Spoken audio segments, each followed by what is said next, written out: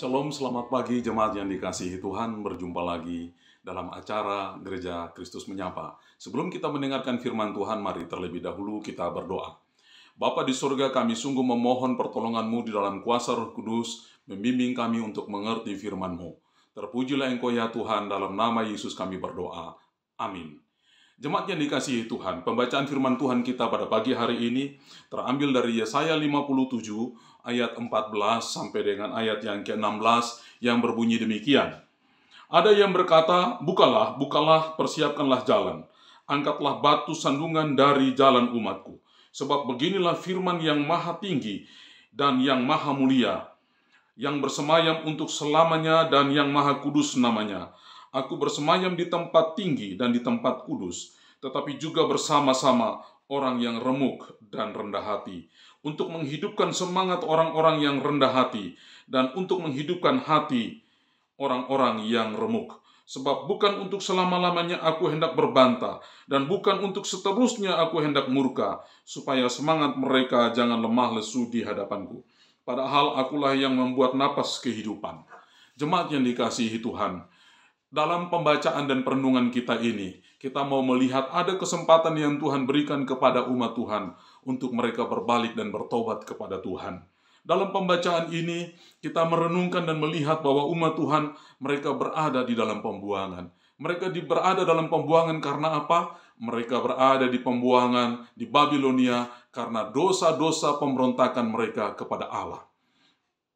Sangat diharapkan bahwa melalui pembuangan itu, mereka menyadari segala dosa-dosa mereka dan berbalik kepada Allah. Tetapi apa yang terjadi? Justru umat Tuhan di dalam pembuangan itu, di dalam murka Allah pembuangan itu, justru umat Tuhan tidak hidup sesuai dengan identitas mereka sebagai umat Allah. Umat Tuhan justru jatuh pada penyembahan berhala, seperti yang ada di dalam ayat 7 dan ayat yang ke-9. Di dalam ayat 7 dan ayat ke-9 di situ umat Tuhan jatuh kepada penyembahan berhala, yaitu kepada Molok, dewa orang Baal pada waktu itu. Dan umat Tuhan sudah menutup telinga terhadap kebenaran-kebenaran firman Tuhan. Bahkan di dalam ayat 1, di situ dikatakan bahwa orang-orang benar menjadi binasa, oleh karena umat Tuhan tidak lagi mau mendengarkan kebenaran-kebenaran yang disampaikan oleh nabi-nabi Tuhan. Bahkan umat Tuhan telah menutup telinga mereka kepada kebenaran Tuhan melalui pengajaran-pengajaran Taurat Tuhan, melalui para imam-imam pada waktu itu. Jemaat yang dikasihi Tuhan, dalam situasi yang demikian itu, Allah tidak mau berbantah dengan mereka. Allah hanya menginginkan kepada mereka untuk mereka berbalik kepada Allah. Mereka sudah cukup lama hidup di dalam murka Allah pembuangan itu.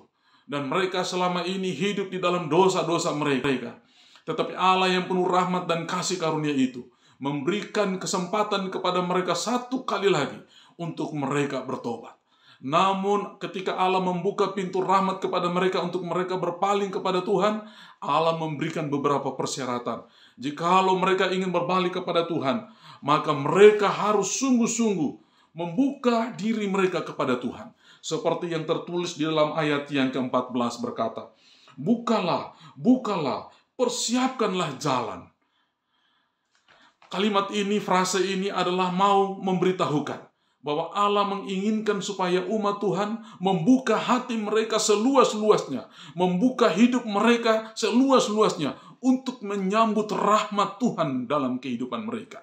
Supaya mereka ini, kehidupan mereka yang sudah hancur lebur karena pembuangan di Babilonia itu, yang sudah binasa karena pembuangan di Babilonia itu, yang sudah jauh dari hadirat Tuhan, yang hanya mengalami kutuk dosa Tuhan dari mereka, hidup mereka itu, mereka diberikan kesempatan untuk berbalik kepada Tuhan.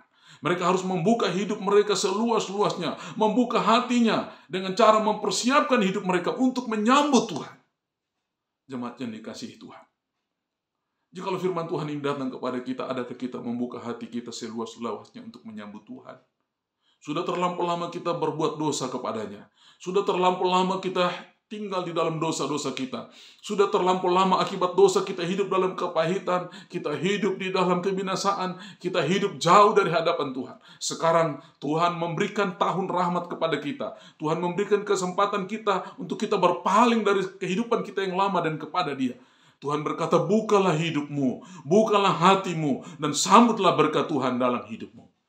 Dan jemaat yang dikasihi Tuhan, bukan hanya itu saja. Setelah kita membuka kehidupan kita di hadapan Tuhan, Tuhan katakan, angkatlah batu sandungan dari jalan umatku. Apa yang dimaksudkan dengan batu sandungan? Yang harus diangkat dan dibuang dari jalan hidup umat Tuhan pada waktu itu. Oh, yang ada pada waktu itu adalah penyembahan berhala. Dosa penyembahan berhala, keterikatan dengan kuasa-kuasa gelap ini harus dilepaskan dan mengikut Tuhan. Saya tidak tahu apa yang mengikat kita. Penyembahan berhala seperti apa yang mengikat kita? Adakah sesuatu yang jauh melebihi Tuhan yang kita sembah dalam kehidupan kita? Itulah penyembahan berhala. Kita tinggalkan dan utamakan Tuhan dalam kehidupan kita, maka Tuhan akan memberkati kita. Hal-hal itulah yang menghalangi kita untuk datang dan bersekutu dengan Tuhan. Kita tinggalkan itu dan datang kepada Tuhan. Dan Tuhan lanjutkan, setelah kita tinggalkan semua hal-hal yang menghambat kita datang kepada Tuhan, Tuhan menyuruh kita lagi dalam ayat yang ke-15. Dia katakan bahwa aku bersemayam di tempat tinggi dan di tempat kudus, tapi juga bersama-sama orang yang remuk dan rendah hati. Untuk menghidupkan semangat orang yang rendah hati dan untuk menghidupkan hati orang-orang yang remuk. Kita datang membuka hidup kita. Kita menanggalkan dosa-dosa penyembahan berhala yang kita utamakan melebihi Tuhan, itu kita tinggalkan. Dan lebih daripada itu, kita juga mau menyatakan penyesalan kita. Dengan hati yang remuk, dengan kesungguhan. Ya Tuhan, aku sungguh-sungguh meninggalkan semua dosa-dosaku.